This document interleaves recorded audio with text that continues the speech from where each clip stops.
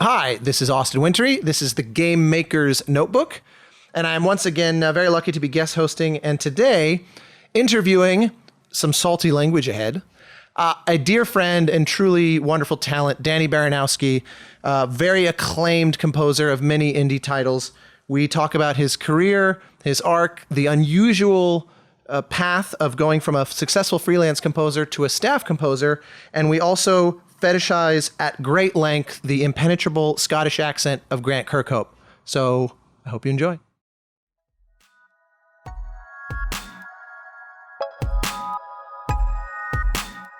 Welcome to the Game Maker's Notebook, a podcast featuring a series of in-depth one-on-one conversations between game makers providing a thoughtful, intimate perspective on the business and craft of interactive entertainment.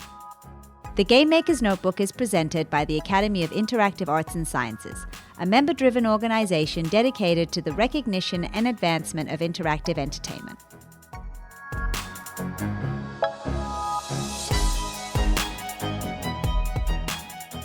Here we are at PAX West, PAX Prime, and I'm here with the Danny B Soundworks Factory.net. And we all remember that. Yep. I think your site is actually still not updated from 1997 GeoCities. It actually is talking about how Super Meat Boy is coming out soon on Xbox Live. I love it. Yeah. Well, with that as our leaping point, Danny Baranowsky, how are you? Good. You all right? Yeah. Just How's back it down in PAX? the States. Yes, you are recently an Expatriated. expat. Yes. I moved up to- Excommunicated from us Americans. Yes. I'll take it. I'll accept it. Yeah, you probably wear that as a little bit of a badge of honor right now. No comment. I know who's listening. Yeah. It's really good to be back in Seattle. I love this city. Lived here for about 6 years before I moved up to Vancouver. It's good to be able to come back every year for PAX. But up in Vancouver with Brace Yourself Games on the staff. I want to get into that because let's build our way there because that was kind of a turning point. You were always a freelance guy. Yep. And so let's talk some sort of basics. You were in Arizona. Mm-hmm. You grew up there, right? Phoenix, yeah. Okay, yeah. East side, baby. Desert lizard man. Straight Mesa, Arizona, man. And if I recall from our first time meeting, which I think was actually in Seattle, Probably. with Kim Swift's Yes. electronic music Yes, it festival. was. I think that was the first time we actually met in person. That I was up there deciding whether to move here or not, yeah. And you convinced me That was a recon. to get as far away from LA as possible. Yeah, good. I have that effect. Yeah, the population is getting dangerously low in LA these days. So you just give us a little bit of what got you into game music sort of aspirationally. Obviously you're a gamer, so that has to be a component. But what's the sort of childhood pre-professional Danny look like? The first memories I really have in life that I can think of are me watching my brother play Super Mario Brothers on a black and white TV on our house in Mesa, Arizona when I was a baby in our first house. So I must have been 3 years old. I love the extra bit of mythology in there. It's like non-black color TVs are thoroughly available at this point, but you're like, no, it's just, and the memory is the whole world is black and white, like Pleasantville. It's more vivid because my older brother just had, that would have been 1987. So, we didn't Color have TV was right around the corner. Well, we didn't have a lot of money. Like growing up, I don't think we were destitute or whatever, but we definitely were closed out of thrift shops and stuff growing up until my dad kind of got better and better jobs. And then we had a pretty solid middle upper class life later on. But early on, I remember my parents had 4 kids, and my older brother's room was just this little closet basically, and he had this black and white TV. I'll never forget. And I saw him play Mario Brothers. I saw him play Simon's Quest, Russian Attack, all these kind of things. And I don't know if right then was when I started noticing the music and stuff, but I think the first music that really got to me was Final Fantasy II, the American one, so 4, and then Final Fantasy 6. All those. Connoisseur, making sure we get the numbering translations correct. Yes, I'm a connoisseur. Is a You're good that word. guy. I am that guy. I'm sorry. But yeah, Nobuo Uematsu was just such a massive influence on me over the years. Now, in parallel to that, were you also, into whatever the top 40 kind of bands would have been, or were you also listening to film scores, or were you also listening to Weird Al jazz, or Yankovic. what's... Weird Al. Ha! I grew up on Weird Al, the polkas, the everything, and that I feel very all accordion diet until age 18. So I feel very fortunate. Weird Al Yankovic is one of the greatest musicians that ever lived, and I think one of the cool byproducts of listening to Weird Al Yankovic is I heard everything.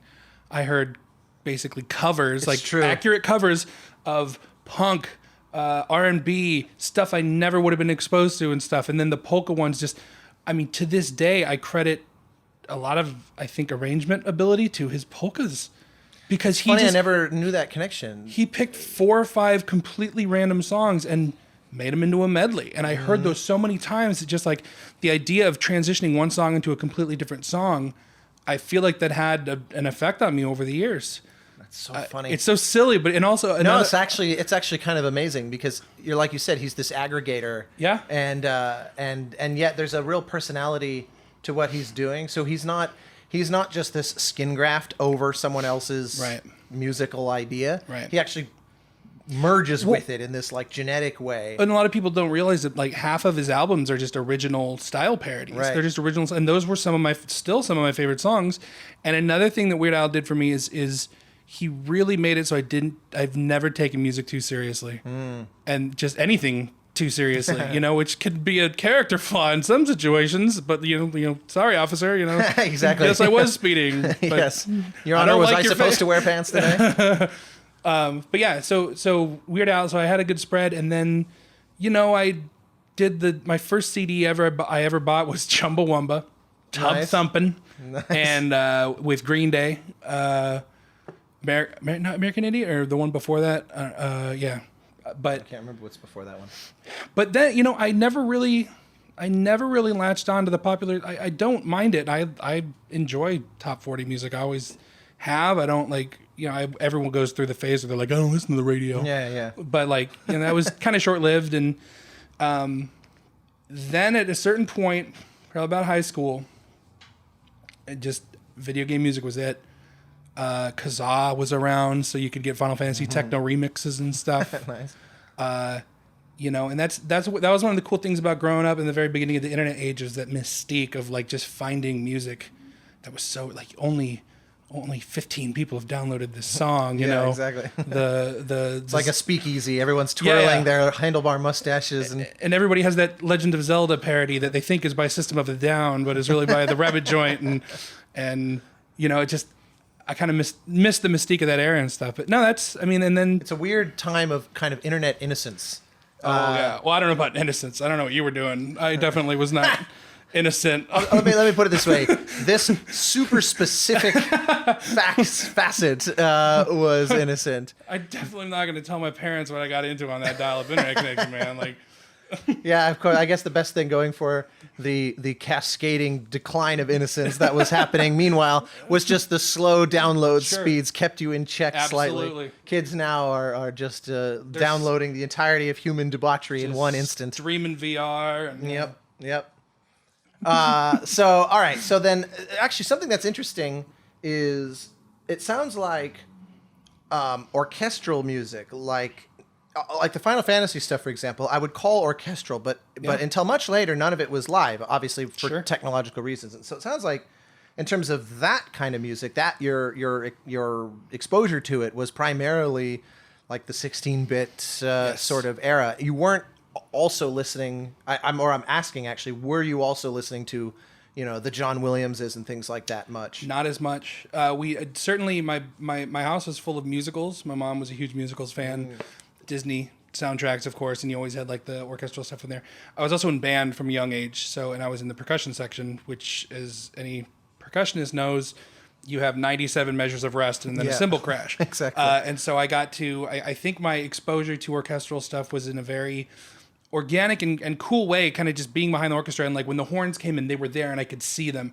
And then I was just always naturally very interested in this stuff when everyone else was just doing homework or whatever. And I would listen to what the conductor, the band director, was saying to them and try to figure out why he was saying it and how everything fit together. And that was just, I did that for so long. But as for like what I was listening to, like, it's funny you bring up like the synthetic nature of that stuff, because at an early age, we were very lucky to have computers. I had like a 486DX, 66 megahertz, whatever. It had Cakewalk on it. Oh, and beautiful. when I was in 5th grade, I wanted to play either the drums or the tuba, and luckily I chose the drums. Excuse me, and because I wanted to play the snare drum. I want to play a snare drum. But some other kid got it, and I was super jealous, so they stuck me on the goddamn glockenspiel. And so I love how there's just no serious version. Like, no. You could have said that with total conviction. Oh, yeah. You know, like I devoted my life to the glockenspiel. I spieled that Glock. Yeah, there's just nothing. There's no way to straight-faced. But so I took that. I was, 5th grade, 10 years old, 9 years old? I took the sheet music home. Because I said, hey, that's the stuff that's on. Well, yeah. I mean, I'm also thief. Yeah, totally. I know you feel strong about sheet music, but I don't give a shit. So I took it. Because at an early age, I'm just like, whoa, this is the same thing. The thing that's on this paper is the same thing that's on the computer here. And I went home and I put those notes in the computer because I just thought it was fucking amazing that you could just put these, that the computer could do this in real time. And so when I was like 9 years old, I made this really weird techno remix of Good King Wenceslas. With gunshots and helicopter and all the GM stuff, and it was just that kind of thing. Please tell me that exists. I don't have that, but you joked about having a tripod page. My tripod page is still up from when I was 17, and there are MIDIs that I made with Guitar Pro. But so to answer your question, like the whole, I really enjoy the synthetic nature of those initial scores and stuff. And while I do love the sound of a full orchestra and stuff in its own way, and I have conflicting feelings about like the nature of the limitations of technology and their impact on creativity. But there is something beautiful and pure to me about the way that Nobuo and Koji Kondo and all these people used these extremely limited palettes to do such amazing things. And that extended through just for years. I would collect MIDI files of all kinds of songs. And I got Guitar Pro, which is just, I didn't even play guitar. But I was writing music in guitar tablature and writing drum tracks in guitar tablature just because it's what we pirated. Yeah. You know, I was 12, whatever. I didn't know any better. And please don't pirate Guitar Pro. It's a great program. I've bought it since. You should buy it too. Several copies to make up for my sins. But just importing Breath of Fire 3 music and just muting and unmuting tracks and modifying them. Incredible education. Oh, yeah. And then I started doing covers of Finger 11 and Linkin Park songs. It was kind of like an oral perception thing years before I knew what that was. Just like, I'm going to listen to this song and just recreate it. Right. And like in my memory, they were pretty accurate. Yeah. I don't know if those are still around. They might be in an old hard drive, but that was, happen.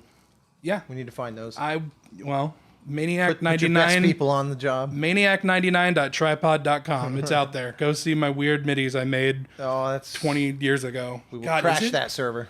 20 years ago? God, what year is it? Yeah. It's 2030. You've just awoken from cryo sleep. Yeah, exactly. It's been a long PAX.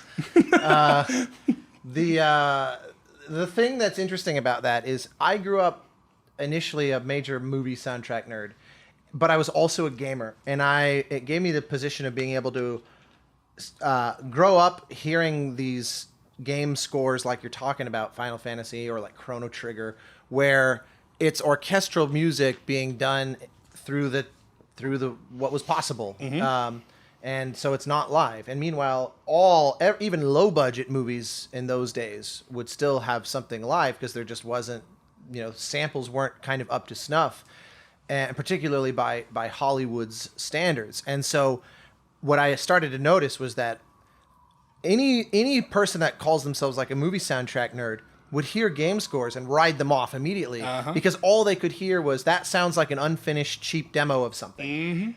But meanwhile, people like you are growing up who that's the default norm. Like there's absolutely nothing strange about it. I tried to convince my parents so many times of the brilliance of like the Final Fantasy 1 soundtrack. Yeah. And it's really hard to not hear it through the lens of... Well, so my dad was a classic, like I was raised with classic rock too, like a lot, like Floyd, Zeppelin, the whole spread, ELO, Boston, and So I think he understands what I do now, and he's very supportive and stuff. But I don't think nothing against him. It's just he doesn't really get it in the same way. Like my mom was much more just like a technology adopter. She was why we always had computers and that kind of stuff. She actually, Chipsel, Neve. Of course. She actually was inspired by Neve to get LSDJ. And so my Really? mom was using LSDJ on her computer. She didn't really stick with it, but she made like a simple song and stuff. But like, so that's the kind of person my mom was.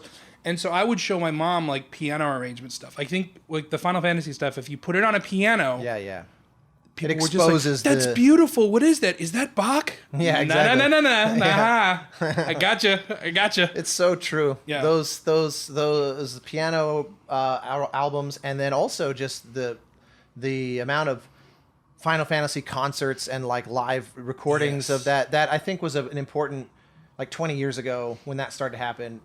It was one of those moments where I think someone like you, and really largely to the same extent someone like me, saying, aha, now you can actually hear it sort of the way legions of gamers and game music nerds are hearing it. Right. And I ask all that because you also started, if I remember correctly, before ever getting into games. You're now, out of high school and all that. You were doing that kind of stuff, right? You were doing like orchestral. Yeah. So it's funny how all these things kind of interplay with each other, because as much as I knew I loved video game music more than like film music, I think Gladiator was the movie that really was like, fuck, movie music is cool. Just the big ass fake trombones and shit. Like, and so when I was trying to figure out what I want to do with my life, I took music theory in my senior year of high school. I had a really good band director, and the final assignment was to write a 4-part harmony thing. And I got to try to find that one too. But it was just like, it was like 24, 28 bar, 4-part harmony thing. And mine was pretty all right. Like, obviously it was simple and stuff, but it just like, I feel like when I was done with it, and it feels like, you kind of feel like shit when like you hear yours and you think it's better than other people's, especially when you haven't developed a hardened black core like I have now, where I don't care. Hollowed out. Yeah. But at the time I had empathy still. And so, take us back to empathetic Danny. This is an interesting. It wasn't really fair because I had been writing music in my free time for years on like Guitar Pro and stuff. So I already had a lot of that experimentation out of the way and stuff. But after high school, I'm just like, well, I like doing the music stuff, and it'd be so cool to be able to write music, whatever. Like, but I need to make a living, so I'm going to school for computer science because I like computers, whatever, and maybe I can do it as a hobby. I took one semester of calculus, and I said, fuck this, and I went to Mesa Community College for 4 years.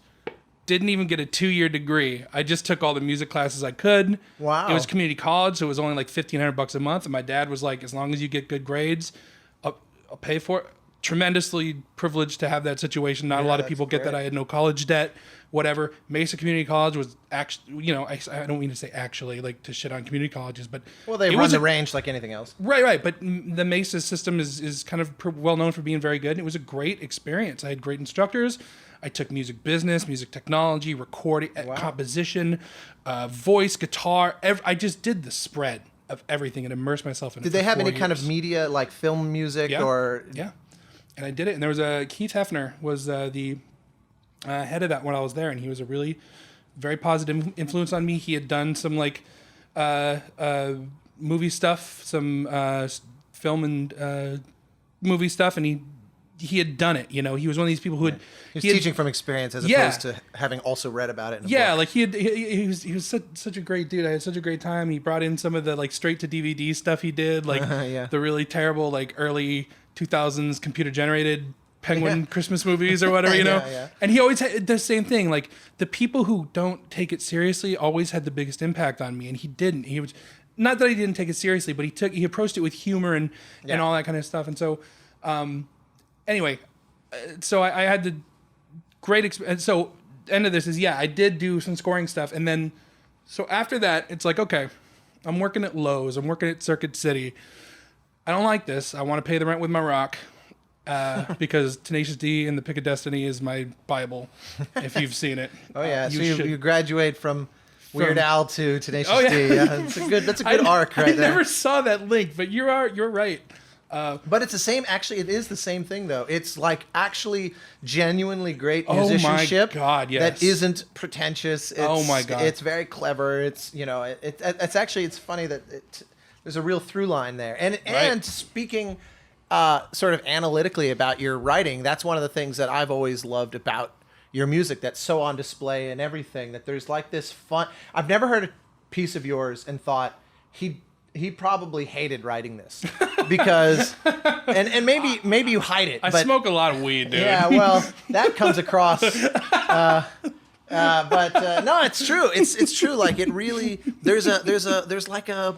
I don't know how to define it. It's kind of like the Supreme Court pornography idea of like I know it when I see it. There's a funness that I can't put my thumb fully on in your work that I'm realizing is a very obvious consequence of kind of where you were coming from all that time. Either that or they just know how to party in Mesa. It's one of those. They do not. Then you were you were the epicenter of. It's the whitest fucking town there is. Like. So all of this is just a giant form of escapism for you to just try to break free of the I'll take that. The bonds of your partyless upbringing. No, I mean it means a lot that you say that, and I think that's probably true in a lot of ways, and I think one of the ways that manifests is I love melodramatic music. I love, and so and the reason I love melodrama and the melodramatic stuff I think of is like Queen, Muse. I love Muse. I got some buddies who just like hate Muse for the same reason I love them, but like that, you know what I mean? Like, or it's just like they like some people will hear Muse and it's just like, what the fuck is this guy's problem? Like, you know, and it's so over the top operatic, and there's melodrama that I hate, but there's a certain kind of melodrama. It's this thing where like I've always been a goofster. I've always been a jokester. A goofster. From the 30s? I've been a joke patrol, making my rounds. Yep. And so, like, I have definitely had trouble over the years with being genuine. I feel I am a genuine person. But there's something about the expression of genuineness that often to me can feel very fake and insidious, I guess. It's very kind of interestingly ironic that you is that it is absolutely an oxymoron. Well, like when you say genuineness, you mean in work, like in someone's music or in their art or in any situation. When people if people seem too genuine, I get suspicious. I don't know why that is. It's probably a major character flaw, and I should see a therapist. But like, you know what I mean? Like, well, it's interesting because I know you as a genuine guy. That's the thing. That's like we've had real conversations about you've been dealt some hands in your career that would have eaten most folks alive, and they would have probably quit the business or something, and you've had to weather some storms that really sucked. And when we've talked about that, you've always been very candid and like open, and so I didn't realize basically all that was a lie, and you were always just that's your fault, buddy. Yeah, you were. Well, yeah, I guess fool me 40 times. Gotcha. Shame on me. But no, to kind of clarify and expand on like what you say, like it's a thing. That idea of finding genuineness, genuity, whatever the fuck word is. Yeah. It's not a fully formed thought, so I don't really even know if I'm explaining it correctly, but I guess just the way that it manifests for me in music is that certainly music that takes itself too seriously. I don't like to call out music that I don't like or whatever, but you can just say you hate Journey. I love Journey. You can my Journey. Oh, I thought you meant the band Journey. Obviously, I fucking you thought hate your I meant, music. Yeah, exactly. Your music's terrible. No, I'll get to that. Your gripes with my work. No, you dick. No, I welcome it. I'm just trying to stay on track of my own thoughts, and you're just talking about yourself. This is great. What the fuck was I talking about? The genuity. The genuity of it. Okay, so I don't like the band Stained. Musically, I think it's really cool. They do a lot of cool stuff, but I'm really not comfortable. I don't. My experience of Stained is that it just really seems to take itself way more seriously than it should. And I understand that this is this who you were alluding to when you said you don't really like to call out. Yeah. Because obviously he writes these really painful lyrics and stuff, and I don't want to like shit on that because it's his thing. He's putting it out there, all that kind of stuff. And I'm sure tons of people like that music, but it's just the way it's presented to me just feels very just like, here's my pain, here it is. Right. And that I recognize that this is just a thing about me, that it's not necessarily that it's bad. It's just that like, so everything I do, even the way I think I present myself and speak, has to be kind of couched a little bit. It has to be kind of like, when people are like, I don't sugarcoat shit, I'm like, motherfucker, give me some sugar. Give me a little sugar. Right? Because it's just, But the thing is, that can be an inroad to being really genuine. Like for me, a show like The Office is this amazing masterclass. Both of them, the British one and the American one, have these moments with either Ricky Gervais or Steve Carell where it will be very funny. And it's doing that because in one sentence, it's going to be heartbreaking. Right. And it is much more so because of the fact that it kind of is disarming you with all this kind of awkward humor. Yeah. And so to me, that's not sugarcoating though. That's almost like good storycraft more than anything. Yeah, I mean, that might be a part of it. I just, when people are just like super blunt, it's something I struggle with, and I know, there's this, often you've heard this thing or just like, the best criticism is like brutal criticism. I'm just like, is it though? Do you have to be brutal? Has anyone ever given you, like on a project, for example, have you gotten feedback that felt really brutal where you thought, I would be doing a better job if this was maybe framed a little more positively? Yeah. Have you had that? Yeah. Sure. You think that's maybe where some of this is coming from, is just that... Could be. That sort of hatred of that experience? I mean, it absolutely could be. I think there's certainly an ego component too. I'm a profoundly fortunate individual to have had the path that I've had, where I kind of just have been hopping from successively more successful projects. And so there's so many things that go into this about how, like, the more things I do, you probably experience this as well, where the more things you do, the better you're known. People treat you differently. People treat you with more deference and stuff. And there's problems with that. And I think you have to correct for that. And that's something that I do try to take into consideration. I do. But yeah, I'm sure you've had the thought, and every musician has had the thought where like somebody, even a very mild criticism, it just hits you. Oh yeah. Right in the gut. We're all guilty of, if you can go on like a YouTube upload and read 50 things about how it's the best music ever, and but then you're somebody looking for goes, this guy sucks. Yeah, exactly. You're looking for the I don't understand why everyone thinks this is interesting. More like awful Wintory. Yeah. Oh, for sure. Somebody said I was the Nickelback of indie game music. That was great. And you're right. I'm fucking rich. What? And I'm not rich. I'm not rich. That's a joke. What? But I am Nickelback. That's such a weird compare. I don't even understand. I can't even kind of crawl into their headspace. This on was that one. years ago. This was like just maybe after Binding of Isaac. It's like, so wow, he fun. did 2 games that did well. All of a sudden, he's the biggest rock act in the world that everybody hates. Yeah, the most popular target for hatred that everyone then secretly listens to. Yeah, like, I mean, I don't listen to them, but it's like, their first album was cool, like, whatever. So funny. I got called the Brian Eno of games after Flow. And I remember thinking, like, wow, that's cool. And then after years, I realized that's not actually very good. That's not a very mainstream. There's not a lot of demand for that. But so, all right. So then you were talking about kind of going a little chronologically-ish of you were doing the odd, like, I assume, like short films or whatever, kind of whatever was findable. So the short version is like from basically when I graduated high school till I was about 27, 28 when Canabalt hit. When I just had done, I'll start, I don't really think linearly, but I'll try. Yeah. How useful for game scoring. Oh my God, yes, but fucking taxes are terrible. We shouldn't have moved to Canada. I got an accountant. Well, okay, fair enough. So yeah, I was in Phoenix for like 7 years, trying to do film scores because I had gone through this music stuff, and I'm just like, well, I want to eat local productions. Local productions in fucking Phoenix. Great idea, Danny. The booming, the booming Phoenix industry. Follywood, Phonylawood. Okay, yeah, get it all out. Yeah, thank you. But yeah, so because the thought was at the time this would have been, I was 20. It would have been like 2004.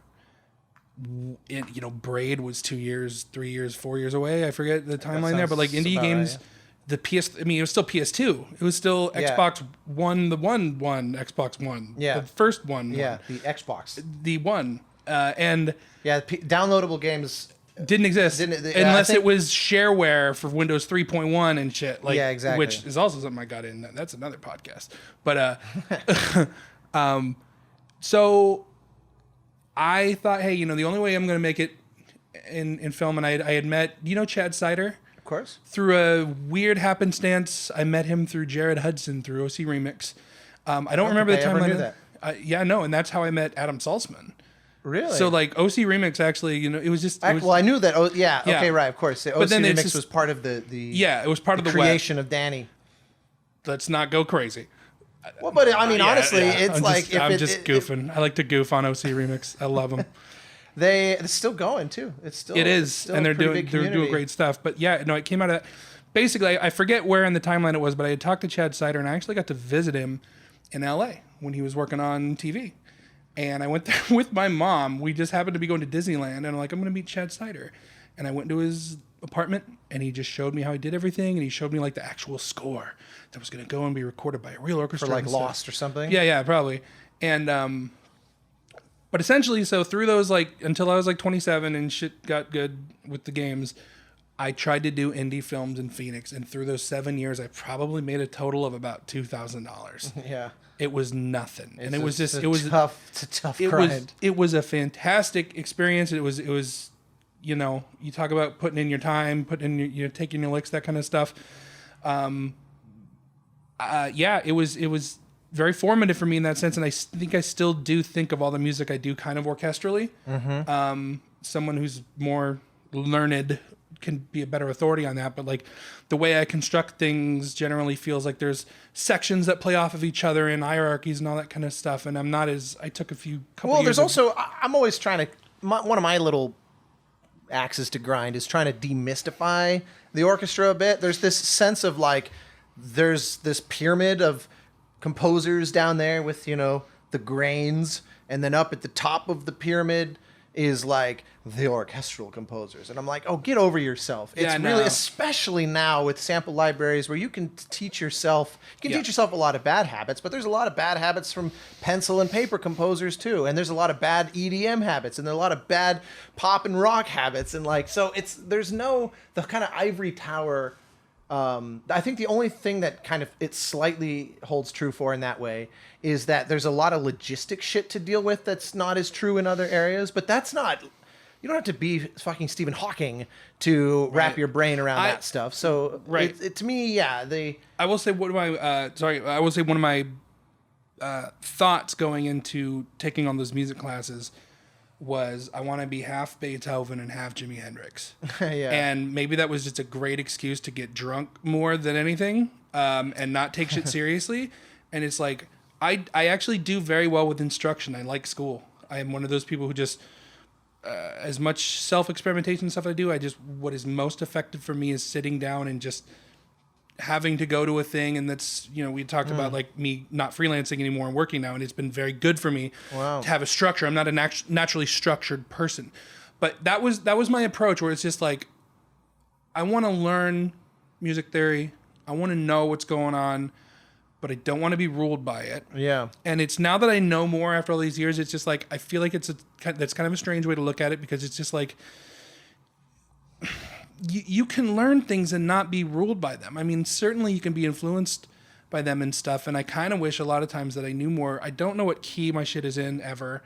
I do understand basic like chord. I mean, I know what relative, I know that, I'm going up to the fifth, going up to the fourth. It's this quality, all that kind of stuff. But I'm in B sharp minor. I don't fucking know.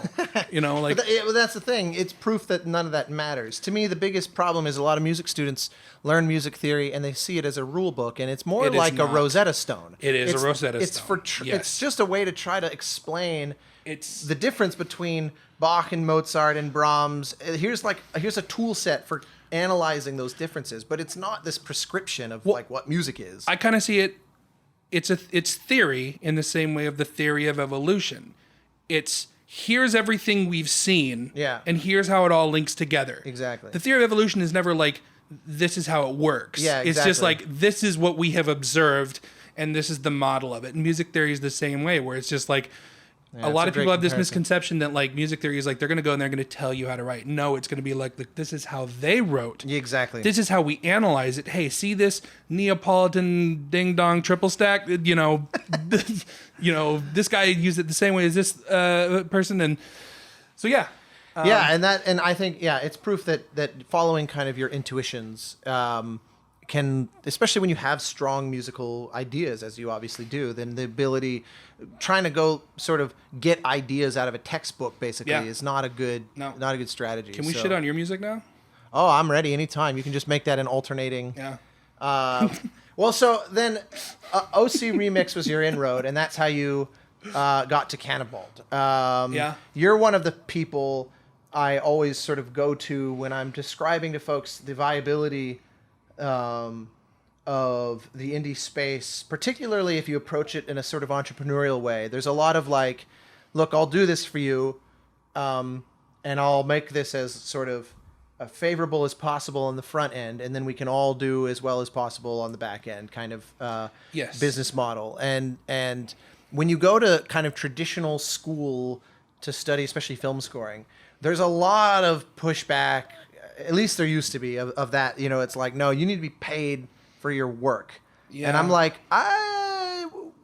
if you approach it as like, I'm going to invest in your, I mean, I'm not saying default opposed to that, but it's like there's more than one model. And one model is I want to invest in you and your game. Yes. And you've, to me, been kind of the shining star of that model more than probably anyone I know, because you have a bunch of these monstrous indie hits where you know you could have done AAA games and probably not done as well. So I agree with that, but I do at this point in my life I see it a little bit more as a cautionary tale, and I would not. It's not the norm. Sure, and I wouldn't when people ask me like these kind of things, like how should I do all this, and it's just like. I also did a lot of shit for free, which I would tell people not to do. I want to debate you about that. What's that? I'll happily debate you on that one because I think it's too hard to make a rule there. I know, but for free. Did I just win the debate? I don't know what you're saying, but I'm just saying that like part of a vast component of my success was fucking raw dumb luck, and there are. I'm gonna push back on that. I it's not to say that I didn't work hard, that I'm not good at what I do. I feel that I am and whatever, but just like there are lots of points where if lightning didn't strike the right way, there are plenty of composers way better than me, and like maybe they had a different work ethic or a different approach that modified it in some way, but I just don't know. Like, honestly, to answer you, I don't know. I'm in it. I don't see it very objectively. But yeah, I went from hit to hit and associated myself with developers that made great games, but here's the part where I won't just say, yeah, you were lucky and end of story. It was because you delivered, you know, on your end of it to the extreme, to the max. I'm saying a lot of people can do that though. I think a lot of people can. Yeah, but a lot of people didn't. But what I'm saying is that like, I don't think you're replaceable here, because here's the way I look at it. I say if they had offered me Super Meat Boy, would I have been able to do what you did with it? And I'm like, I honestly don't think so. Like that your personality is so interwoven with what makes that what it is that there's always luck, but there's luck in everything. So it's like I don't mean this in, you know, I don't mean this to be self-deprecating and stuff. It's just when obviously it's more difficult for me to think about this because I was in it, and the choices and decisions I made over the years were very fraught with different circumstances and different conditions and stuff. So like that's not the reason. The reason I say it is just like I just don't want people to get to the impression that like the best way to do this, and I don't think you were putting it that way, but I just want to be clear. Like I rolled the dice a lot, and I got lucky, and but part of moving to brace yourself was me kind of being done with that life, giving up the freelancer life, potentially trading a little bit of reward for a little bit of risk. And investing myself in this company and this idea of like making these games long term in a sustainable and ethical way, and you know the fringe benefits of not having to negotiate contracts for every gig and having a steady paycheck and not just riding the Stegosaurus tail of Steam sales. You know what I mean? So I'm just saying like I don't know what the answer is. And when people ask me how to get into indie, shit's so different than it was 10 years ago. That's also very true. Fucking make a game in a week and put it on iPhone and see if it pays your bills like Canabalt did. That doesn't happen anymore. I don't know if it can. Maybe it can, but I'm just... It's crazy. Even so, when we did the Banner Saga 1, it came out in 2014, and I seem to remember there was around 70 releases that month on Steam. And by the time Banner Saga 2 came out, 2 years later, it was like there were 250. And then by the time of Banner Saga 3, another 2 years later, it's like there's like 10 million. You have to use scientific notation. Yeah, exactly. The calculus that you're not unable to help me with. That made me a musician. Yes.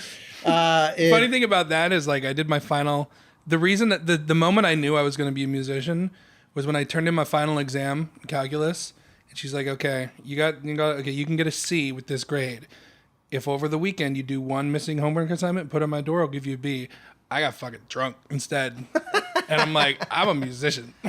Yeah, I get up at the crack of noon, baby. My version, actually, it's worth noting that when we were planning this schedule for recording this, I was messaging like, "Can we do it at like 10?" And you're like, "Who do you think you are?" And so yes, it's now midnight. Thursday. My version of that is my father was a surgeon, and there's a certain amount of like medicine is one of those things that there's kind of the cliche of following in your parents' footsteps. There's a lot of doctors whose parents were doctors. And everyone always would ask me, like, did you ever feel tempted to explore it? Because I never even remotely looked at that. But I did have a definitive moment where one time my dad, he loved doing yard work, and one time a tree had died, so he took a chainsaw and cut it down, and it like slipped in his hand, and it cut his hand open. And being the fucking Arkansas raised Eagle Scout, he sewed up his own wound, but he couldn't close it because it was on his hand, and he needed both hands to close the knot. But using his teeth, he actually managed to thread the needle and clean it and do all this stuff. And then he comes and looks for me and goes, "I need you to tie this shut." He goes, "Just think of it like a shoelace." And We can't call the cops. I know, exactly. Were you on the run? Here. Was you a fugitive? We were on the lam. But it was definitely one of those deciding moments of like music for sure. As I'm closing this disgusting giant Death Star trench cut across the top of his hand. It was insane. So yeah, it was definitely. I like your story of the low hanging fruit that you just opted out of a single homework assignment, but I relate through my own weird.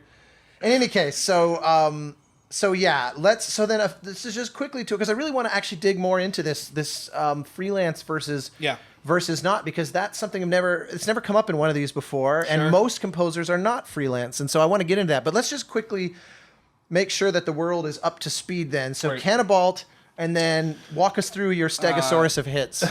So it was Canabalt, and then I'm sure I'm going to miss a lot of these, but like the tent poles are like Canabalt, Super Meat Boy, Binding of Isaac, Desktop Dungeons, Crypt of the Necrodancer, and then most recently Cadence of Hyrule.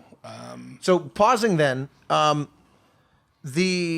there's one that I have to ask about, because it's just I love the dynamic with you two. So Desktop Dungeons was not a solo composing no, job. it was not. And one of the things we talked about was you once messaged me online and said something like, "It's so weird to be able to call this guy my friend because I've like worshipped his work for my whole life, basically." Oh, and now I just shit on him. And for now fun. It's hilarious. Yeah. So why don't you tell us about your relationship with the gentleman in question? So Grant Kirkhope, legendary composer, did GoldenEye 007, Perfect Dark, Banjo-Kazooie, Donkey Kong 64, Amalur, Kingdoms of Reckoning, or what? Kingdoms of Ding Kingdom Dong? of Amalur. Kingdoms of Ding Dong, and Viva Pinata. Viva Pinata. Recently, Mario and Rabbids. I met him, must have been almost 10 years. It's been a long time, at MagFest. First year I knew him, and I was on Facebook. I didn't really understand him, and so I thought he fucking hated me. And he's very difficult to understand. The thick Scottish accent. Thick, very like spoon thick. Yeah. And then like about a year later, finally like met him again. He just figured it out. Figured it out that like he liked me, and it was cool. And just you had to ask a translator to come hang with you. God, fucking, I had to feed him some fucking corn pudding or something, whatever they eat, and he got Anyway, that's a great, Haggis. It's a great joke. But It's okay. Power of editing. No one will know about your horrible bomb. so, yeah, he just became a very good friend and mentor. He helped me get through a lot of tough situations. He ultimately That guy, I'll tell you this. That guy really cares about you. He and I have talked about you. I fucking know it's annoying. Yeah, I know. It's the worst. Again, genuine emotion. I know this is hard. Yeah. But he and I have like, he has called me before to say, I don't know what to do in X situation because I want to do right by Danny, and I don't, where's the line between intervening in someone's business versus looking out for them and that kind of, like, it's coming from a place of genuine real care, and this is a guy who's a childhood hero. Yeah, I used to leave Perfect Dark on my Nintendo 64 in my room when I was like cleaning. Like Banjo-Kazooie, I didn't play it much, but everyone's heard that music just over and over again. And yeah, he became a mentor and almost like I hesitate to say father figure because I love my dad. He's great, but but unlike Grant, you mean? Unlike Grant. But my dad just never, I can't really talk to my dad about video games because he just doesn't care. Right. And that's why he likes fishing and smoking weed and carpentry. Like, it just things I kind of don't. And, I feel unconditionally love my parents and I have a wonderful relationship with them. But, I can't really get advice about the games industry from my It's more like dad. a big brother or an uncle or something. Yeah. And so he ended up being a groomsman at my wedding, which is the fucking weirdest thing that's ever happened in my life. Because it's like being a guitar player growing up and all of a sudden... You ever see the South Park episode where Cartman thinks he's going to have like Radiohead at his tea party? Yeah. He's like, hey, Tom York, do you want some more tea? Like, that's how I feel with Grant all the time. Like, hey, Grant Kirkhope, you want to hand me the ring so I can marry my wife? Like, it's absurd. And it's definitely, I understand when people say, don't meet your heroes, and I can understand how that could be, but he is absolutely... It helps when you can't understand a word they're saying, so that helps kind of break down that problem. Yeah, I just imagine he's just like, I like this music track, Danny. I love you, son. Like, yeah, it turns out in 10 years, you've actually been mishearing him all the... He keeps saying, like, I'm calling the cops. It just sounds like... You're just... Hey, lad, you're going to get the thing in the firing. Hey... He doesn't even sound like that's like that was like a leopard. Yeah, I was going to say. But it's like nobody can impersonate Grant Kirkhope. I know. I have tried. It's impossible. And failed, as I you think just if I heard. drink enough, I can get like 40% of the way there. Yeah. But I was, Jimmy Henson, Big Jimmy Circles. We were talking about this the other night. We shit on him all the time because him and Grant have a hilarious altercation-based relationship. You should get Jimmy on here sometime. That sounds like a common thread with Grant in general. Yes. I forget what I was going to say, but yeah, Jimmy and Grant hate each other. Good. In the most loving way, in best way. So then how does that happen with Desktop Dungeons? Did you just ask him, hey, I want to do something together? I did not want to work very hard, so I thought, Grant can crank this shit out because, he's a factor. No, God, this was so long ago. Like, it was the second time I met him at MagFest, and I still didn't even know him that well, but I was just like, hey, fucking go for broke, dude. This guy seems to like me, whatever. I'm like, hey, I'm doing this orchestral soundtrack. What, do you want to do a guest track? He's like, yeah, of course. It's not even what he sounds like either. See, I can't do it. Yeah, like, of course. That was fucking, yeah, that's better. It's more of a Scrooge McDuck. But even not that. Like, he's, okay, let's just keep talking about his accent. What you need to do, here's the way I see it. It's like if you imagine his speaking as an accordion, you just have to squeeze it as close and shut as possible. Right, I do. Okay, so I do. He was leaving a party once. I do, and I'll never forget the way he said it. I was in this hall or whatever, and he obviously had enough. He just comes over. Hey, Danny, I've had a great time, but I'm very tired. It's very hot in here, and I'm going home. So thank you, and I'll see you tomorrow. And it was just like not that intelligible. Like, yeah, exactly. Just imagine that, but just like the whole, he just like says it's on his mind, and he's done. And yeah, exactly.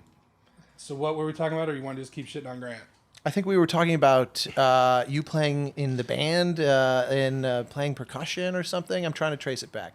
No, you were saying that on Desktop Dungeons, okay. You asked him a guest track, and unflinchingly, he said yes. He was just like, yeah, of course. And then it just kind of evolved over time. Like, not only was it clear there was... I certainly... What's strange when you're freelance, when you're just indie or whatever, like, I'm sure you just get a lot of, like, this is how much music we need, do it. Like, I don't know how much latitude you have to say, like, this is how much music you need. Because I'm sure you've worked with more traditional budgets where it's like, you have this much amount of budget for this much amount of time.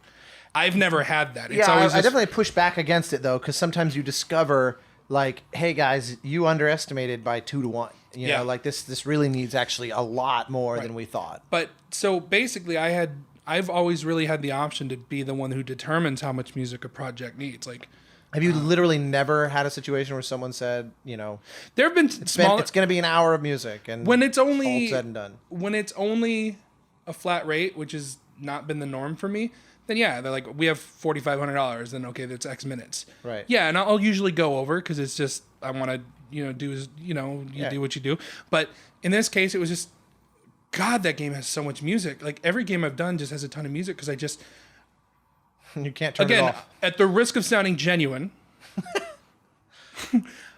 I fucking care about game music and music and games. And when games don't, the thing that fucks with me the most about games usually is when they don't have enough music, and I feel bad for the composer because it's like, man, that's a cool motif, that's a cool thing, but it's so overutilized. Yeah. Like I feel bad because you probably know that. You probably played the game. You're just like, God, I wish they would have just let me put one more thing.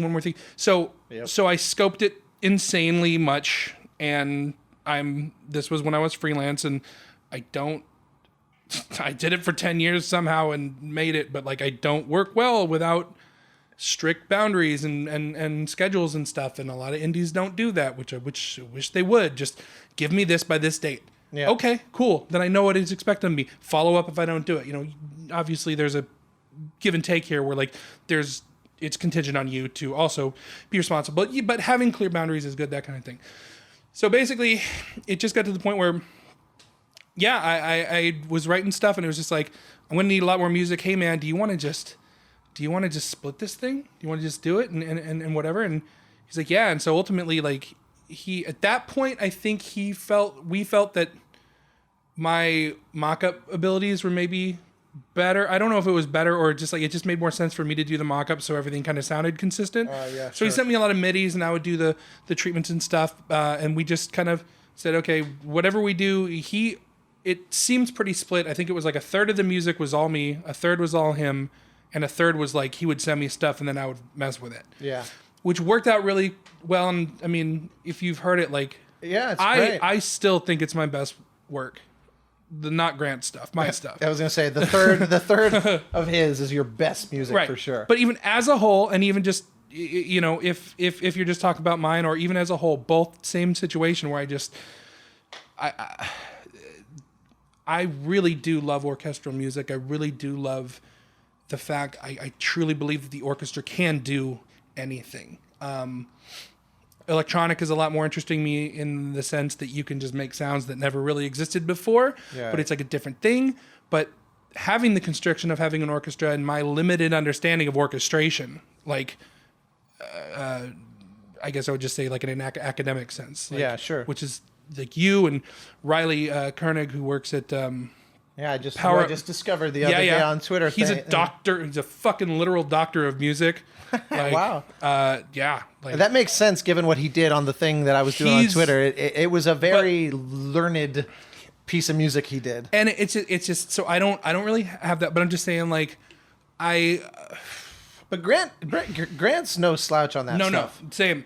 His Ameler stuff was it's exquisite. His Rabid stuff. Yeah, and Viva Pinata, and there's a lot of orchestral stuff that's really elegant and like has little references to semi-deep cut classical music. And I don't have that.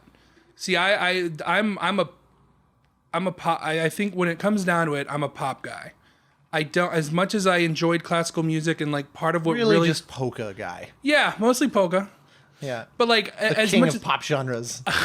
I can kind of remember the feeling writing the 4-part harmony stuff in high school, and then doing some of it and doing aural perception with 4-part harmonies in AP and music theory, like, and hearing Bach and really studying it for the first time. Just that's, I feel like there's a big component of like my core that is still made up of that, where 4-part harmonies from Bach is like, yeah, this is like, in my understanding or opinion, this is the basis of everything that I understand is like Western music, is this 4-part harmony shit. And like, obviously rock music has broken off and they do their own thing. And all these genres have done their own thing. But like to me, it was just like when those four voices diverge and then reconverge in that perfect way and do the suspension that resolves.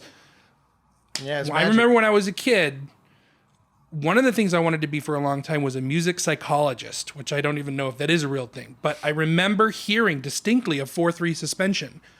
And I would recognize that in music without knowing what it was. Right. And I would keep hearing these 4/3 suspensions, and I keep thinking, like, how is this affecting my emotions? You're right, yeah. How is this making me feel this way? And so it's just like, all I want to know in life is what that is and how it works. Yeah. And I think in kind of a roundabout way, I maybe do. I still don't understand, obviously, the neurological and all that kind of stuff. And I think that's what being a composer is. Yeah. Is just basically saying, looking at sort of music as this amorphous concept and saying, if I pull little pieces out of the sky, Right. I'm doing so because I know how they will affect emotions. And I'm Yes. trying to achieve something. I want Right. this to be like tense, or I want this to be full adrenaline, Right. scary, or blah, blah, blah, blah, blah. And when we talk about the whole, like, academic versus, Beethoven versus Hendrix, I think my strength is much more on the Hendrix side. I think my strength, and that's something I've had to just kind of lean into and not worry if my chord progressions are perfect or if I avoid every parallel fifth. Well, it's like... I feel like one of my strengths as a human is that I have very strong emotions, but I think I'm pretty good at understanding them and using them and understanding other people's emotions. And so that absolutely informs the way that I write. And I think I'm a pretty happy person. I think I'm a kind of a boisterous, loud jackass. And so my music is boisterous, loud jackass music. It's funny how, because every now and again you meet somebody whose music is seemingly the precise opposite of their personality. Yeah. But you are not one of those folks. You are one of those people who I think is kind of a living embodiment. You're very true. Your writing is very true to you. And I think everything we're talking about is kind of really confirming that in everything from the influences and the Well, I feel the same way about you. Oh, good. The guy whose music you hate. Fantastic. Yeah. Perfect. You're awful. No, That is true. So, and I think I've told you this before, where it's like, I think I told you, like, I respect the shit out of the Journey soundtrack, in the same vein as, like, it's not my thing, right? Of that I am aware. But I respect the shit out of it. I've told you other things, like Assassin's Creed Syndicate, totally my shit. I was so. No, you don't have to go down that road, man. It's one of those. I love the diversity of opinions, and I love the idea that there isn't some rule that you have to love Journey, for example. But no, and that's what I'm saying is that, like, I there's a lot of music out there that I don't enjoy, but you can still try to appreciate why people might, and right, as you grow as a musician, and so that's why, like, I hope you don't feel any offense by me saying that. No, not at all. I love it. I hope it just means that I care about you enough as a musician and a person, even though it's perfect for the game. Like, that's the thing, is like, I don't want to assign any negative connotation to that music because it's perfect for the game. It fits everything. It's fucking wonderful. It's fucking glorious. But it's just like, when I need music to listen to, if someone really fucking likes metal, you're never going to get Kenny G in their playlist, right? That doesn't mean they have to hate Kenny G. Right. It's just they're not into it. I mean, you should hate Kenny G. I was going to say. No, even that, Kenny G's awesome. Have you seen how long he holds that fucking note? That's true. What's he breathing out of? Yeah, no, it's interesting. I've heard that before. It's funny how I remember Gerard Marino, not to throw someone under the bus here, but I remember Gerard. I met Gerard. He once, after Abzu came out, I remember he called me and he goes, "This is everything I was hoping Journey would be." He goes, "I have to be honest, I never could understand why people were into Journey, but somehow you kind of rearranged the variables in a way on this one that this is the one that I remember thinking that was a really interesting. I was like, thank you. I love it. I mean, I don't want to have, like, none of us benefit from sycophants, Yeah. So my wife and I played through Abzu in, like, one sitting on our. It was a great on your experience. honeymoon. On my honeymoon? I hope, yes, right? No, that was all Assassin's Creed. All right, fair enough. We're a very strange couple. But I just wanted to kind of complete the thought that, like, so yeah, Abzu, same kind of thing where it's just like, it's not something I would go out of my way to listen to, but like in concert, this is the thing, is that like, I don't even think that I'm super interested in just music. I'm interested in fucking music in games. Yeah, exactly. And it doesn't have to be hyper interactive. I actually have kind of a bias against stuff that's too interactive because I think it feels too...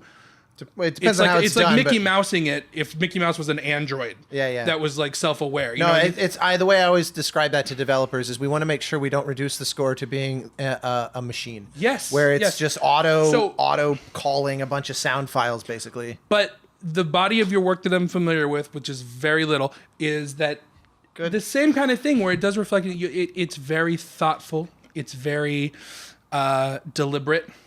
It's very sure of itself. Complete in this. You didn't know you were gonna be on the fucking hot seat, do you? I don't know. I'm trying to. I'm just leaning on the realization that you're not being genuine. Yeah. No, so this is all this. in- I'm setting up a sucker punch, man. Yeah, Get ready. exactly. I'm ready for it. But no, it's definitely genuine time here. Nothing is out of place. Everything is constructed with care, and it's the same kind of thing where you as a person, I've. It's actually You're not like a reckless person like I am. It's so funny that you say that so specifically because I always try to, whenever I really love a colleague's music, and I specifically like a colleague or a friend where there's someone I can reach out to and talk to, as opposed to just like listening to, Jerry Goldsmith's music, who, he's been dead for 15 years, and even then What? it would have been hard to reach him. I didn't know. Are you not on the cutting edge of film music community news? Actually, it was just the other day. It was the actual 15th anniversary. So one of the things I particularly love about celebrating and being inspired by the work of people in my kind of immediate orbit or life or circle or whatever, is that when I really am inspired by something or I'm really affected by it in one way or another, I love that I can kind of try to unpack what it is direct from the source. And it's so funny that you said, everything feels very in its place and thoughtful and whatever, however you were describing it with my stuff, whereas you're reckless. It's ironically, I completely agree with that, and that's one of the things I'm always trying to learn from your writing. Like, because I'll hear this, like, it's like watching this amazing horseback rider without a saddle.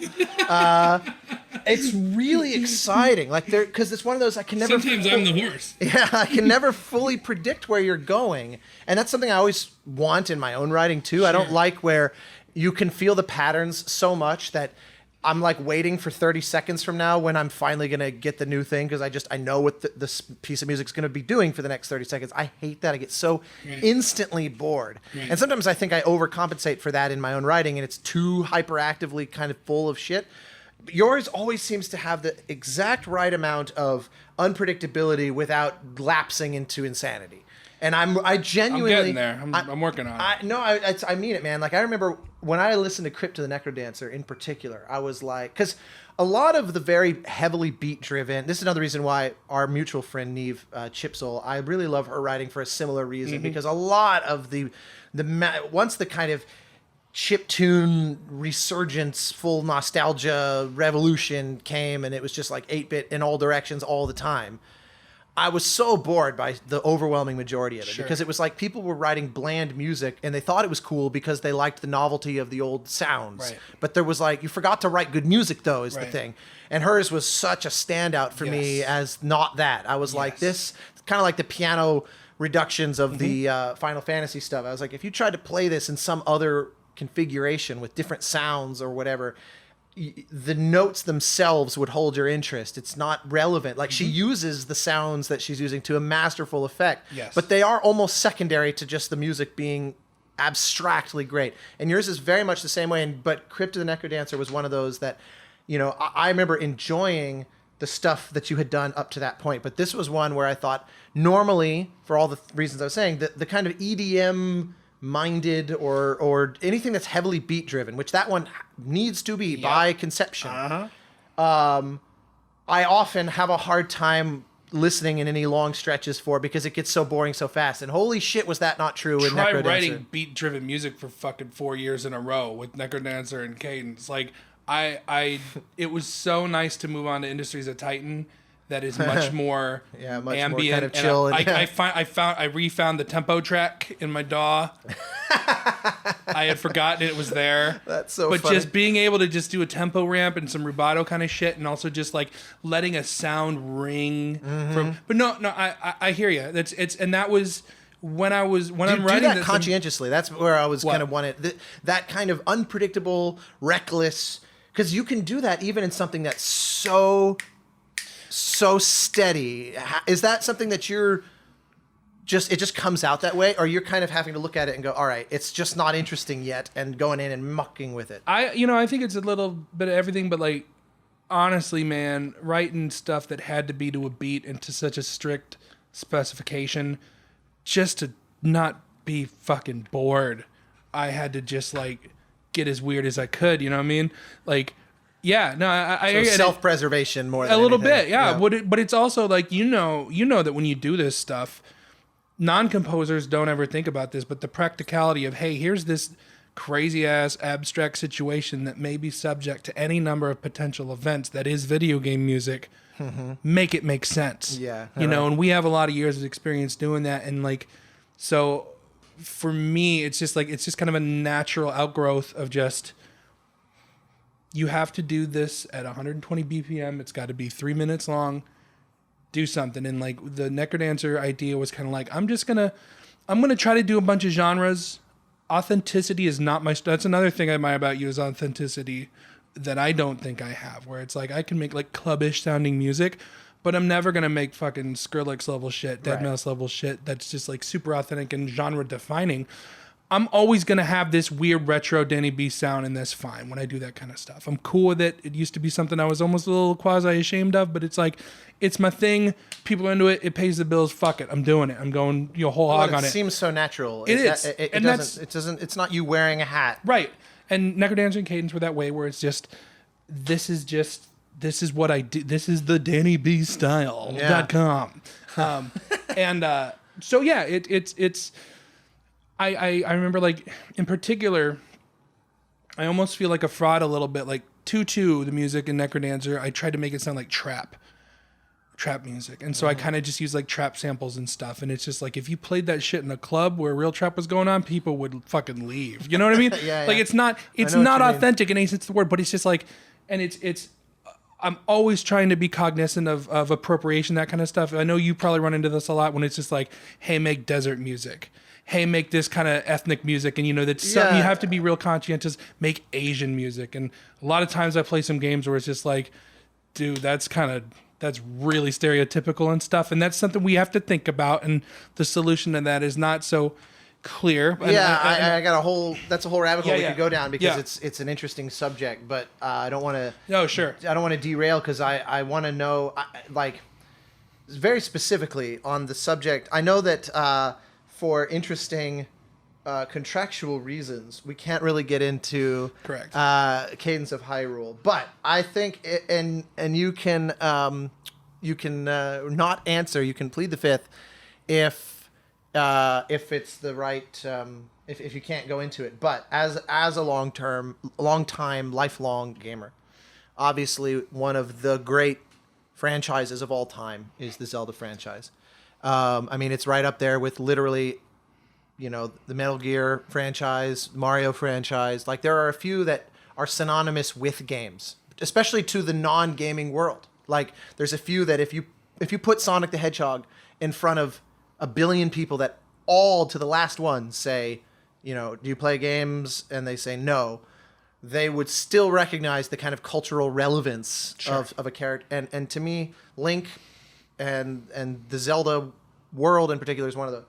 So while I know that you aren't able to get into any kind of specifics, just give us the deliciousness of how that felt to join that pantheon.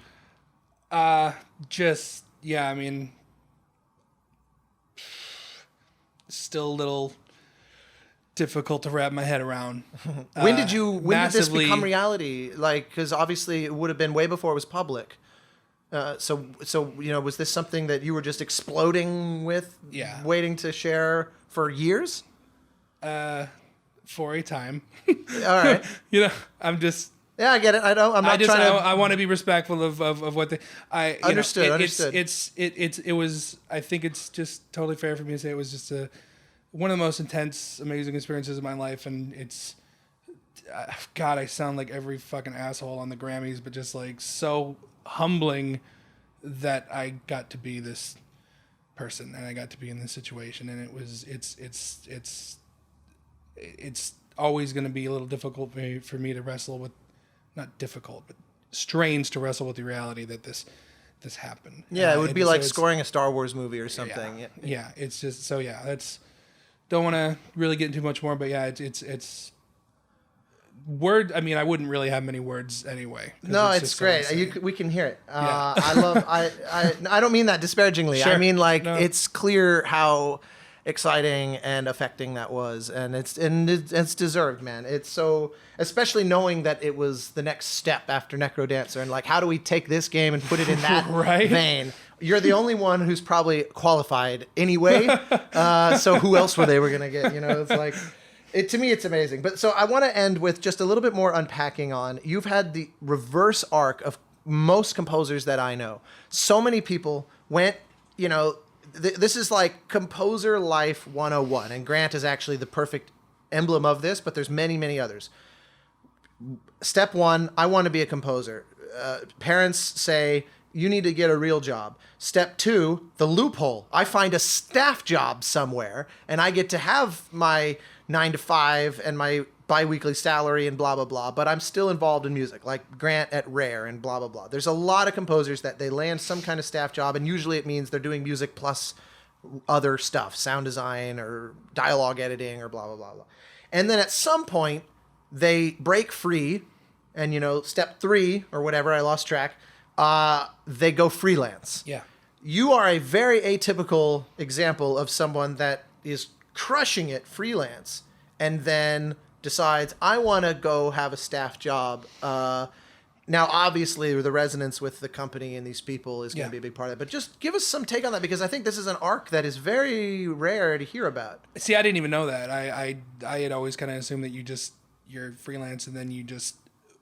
I mean, obviously, my understanding has evolved over the years, but like one of the early thoughts before I was anybody doing anything was just...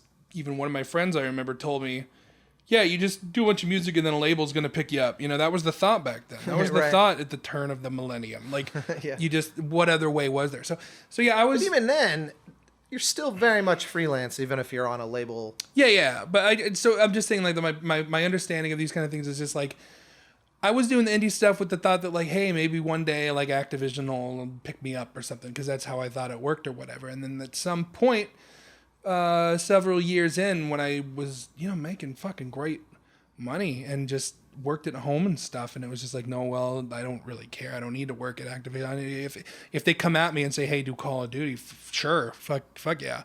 Although, ironically, the offer might be inferior to... So that's what became apparent after many years of... And now I have all these royalties and Spotify and stuff stacked up to where it's just like... it's the financial situation is always changing, and I'm always grateful for where I am, but you still have to try to make the best decision for your family and your future. And yeah, there's not a lot of times where it would have made sense to go to a AAA company and just do a gig for even, 6 figures or something, because it's just like long term, that's a loss with this stuff. And then, again, tremendously privileged and fortunate, because this is not a common thing. I feel it's very important to recognize that this is not the norm. Well, there's a spectrum. It's not binary, though, because there's definitely a spectrum of self-sustaining success with an indie, and you can be less successful than you and still feel all the same things that you're saying. Yes. But I want to be clear, I was not joking when I say pay the rent with The Rock is all I care about, man. If I got a place to live and some cool video games and my wife and my dog are happy, that's what matters, and I genuinely mean that. And, I haven't always had the success that I did, and I feel like I've generally been a pretty content person, but to get back to the idea, like, yeah, doing the freelance thing for years and years. I guess the background I would give you is I did work some office jobs and I hated them. And I thought, I'm never going to go back into a cubicle or an office again. I hate it. Rat in a cage, all that shit. Yeah.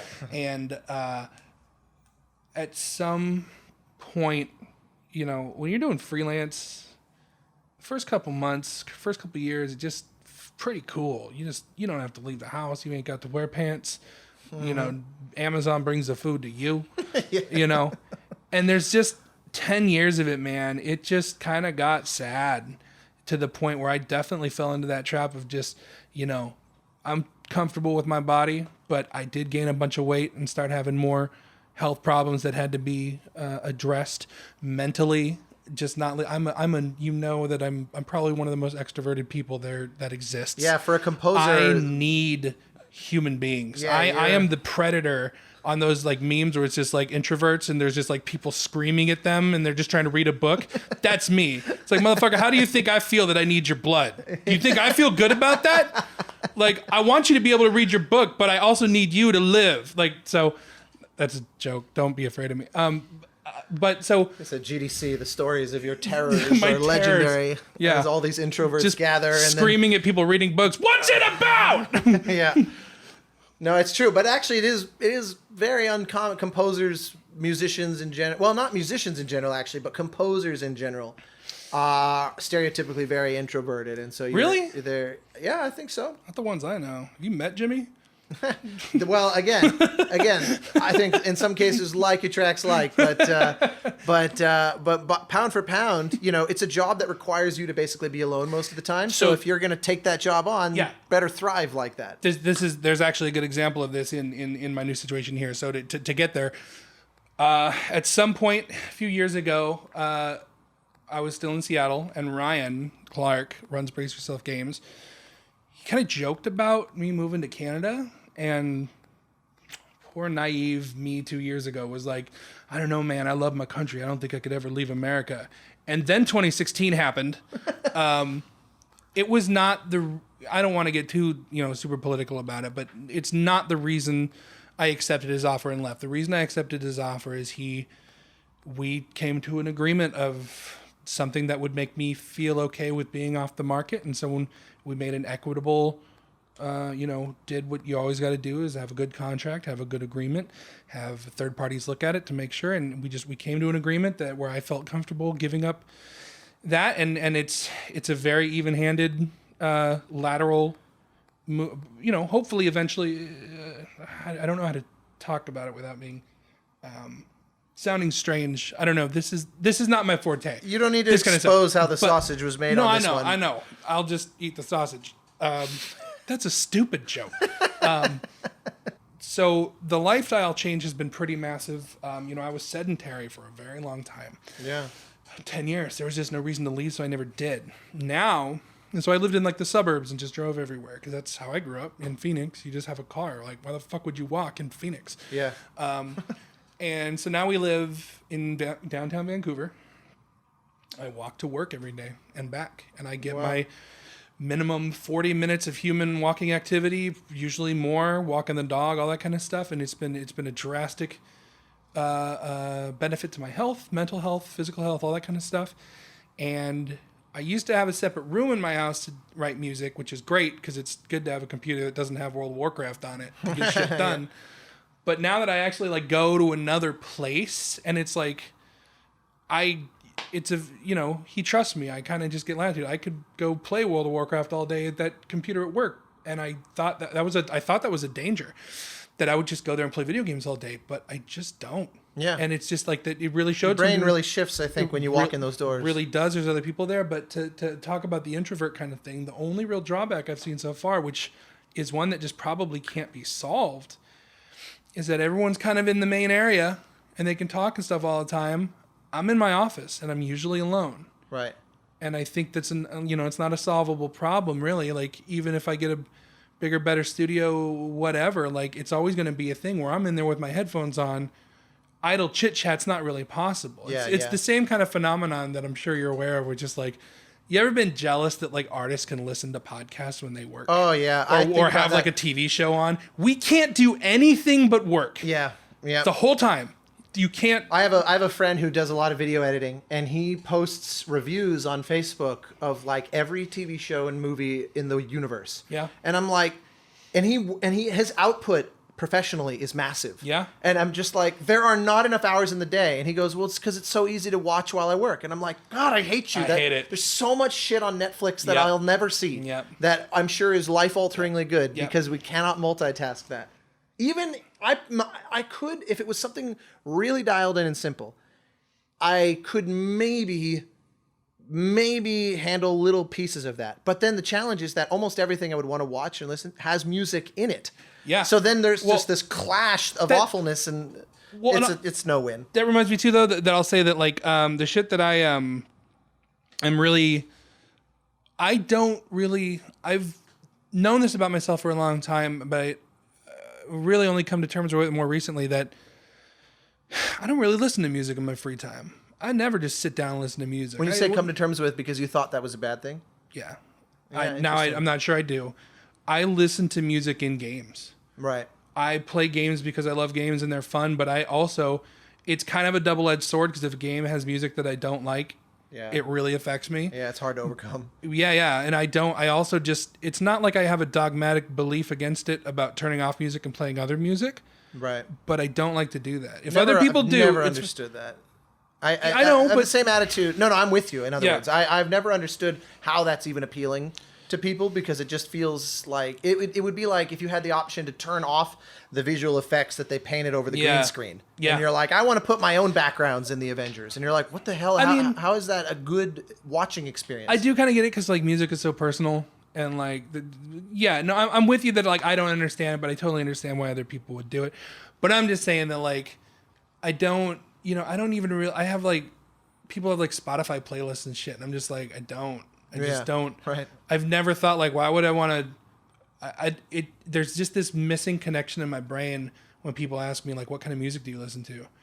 And all I can do is fall back to like what I listened to before I was a composer, which I'm super into the new metal of the turn of the millennium. Yeah, exactly. System of a Down, Filter, Seven Dust, fucking all that. American Idiot. We're just going straight back to the origin. Nah, I'm not into that anymore. Like the shit that stuck with me, like the normie shit. Oh, you mean that's your actual answer? My actual answer, if like I listen to like I knew like Korn. Yeah. I fucking love Korn. I don't care if you don't. Like it's you want to talk about melodrama? Hell yeah. That's fucking Korn. Yeah, but who can argue with that? That's music. Or was that a Grant impersonation? I think that was the best one so far. Actually, that's how Grant snores. Well, fuck you, Grant. Spoken from. Yeah, well, hey, no, there's an intrinsic warm and cuddly quality of knowing that you're listening to him snoring. So he hasn't filed a restraining order yet, so it's okay. Yeah. Well, I think it's really exciting. I think it's probably hopefully it's very helpful for presumably composers and maybe those early on in their career will be listening to this at some point. And I think the idea that there's no wrong path is to me the big takeaway. Because the sort of traditional one is people, the inevitable destination is freelance, where you're getting paid well and it's one hit after another. And you look at all the biggest success stories of the career that you've had, or there's like the extreme of someone like Hans Zimmer, where it's all still totally freelance and they've built something really substantial out of that.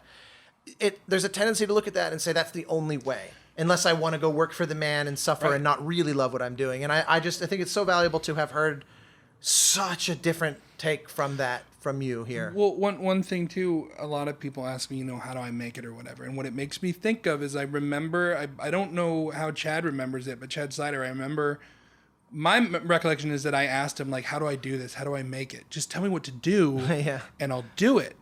And I remember... it's fuzzy because it was so long ago, but it's just like I remember his answer was just kind of like wishy-washy, I felt.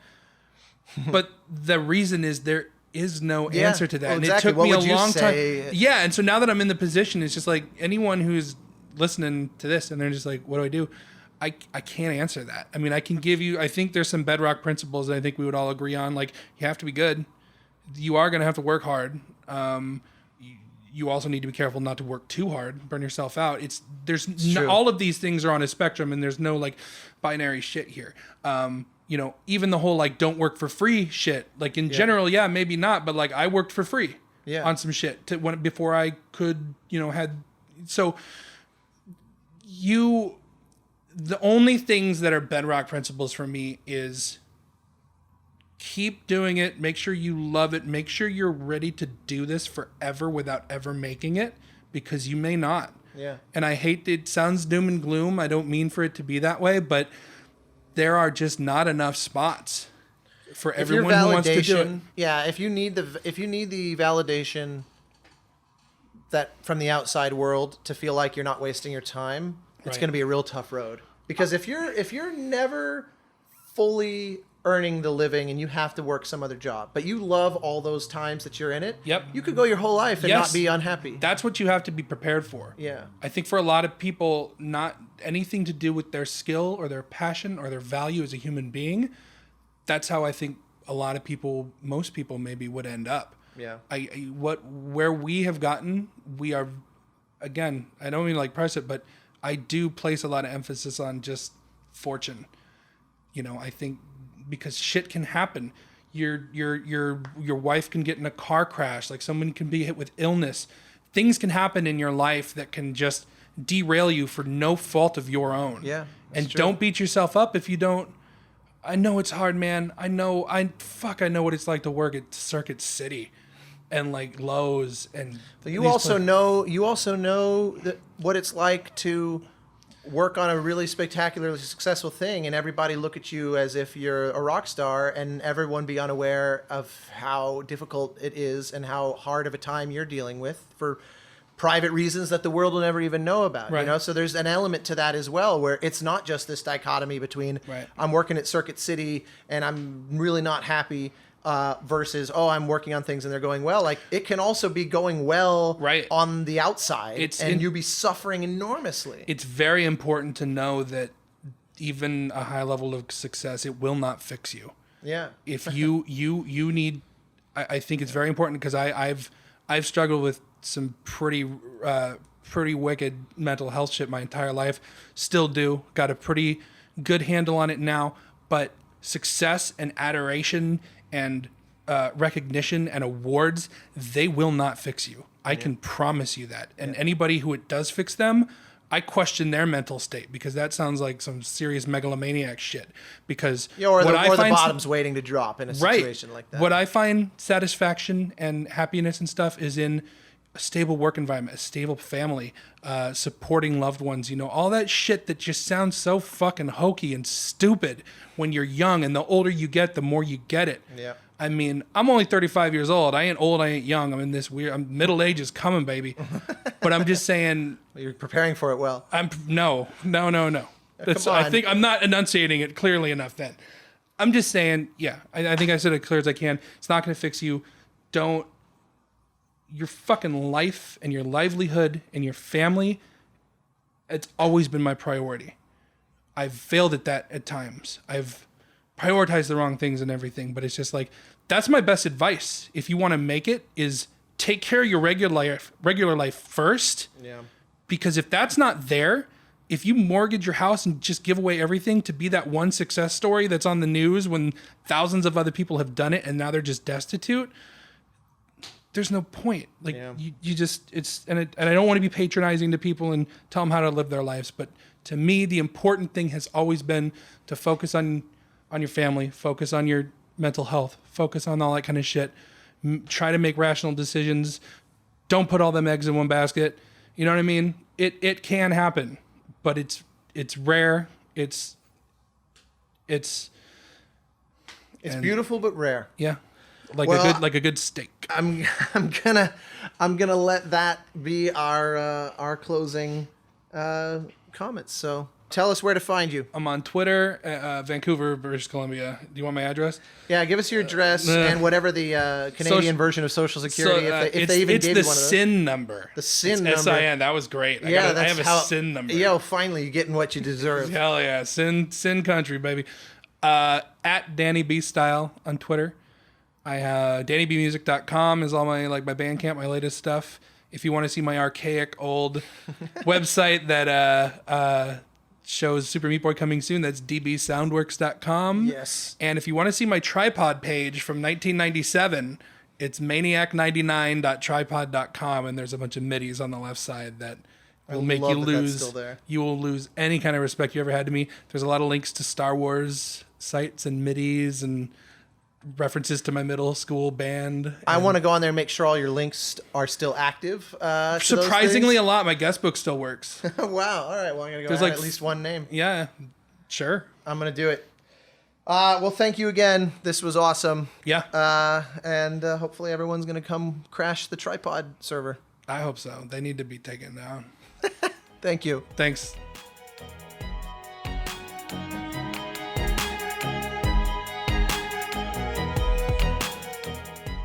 Thank you for joining us for the Game Maker's Notebook. For more information on the Academy of Interactive Arts and Sciences, our podcasts, and our other initiatives, please visit www.interactive.org.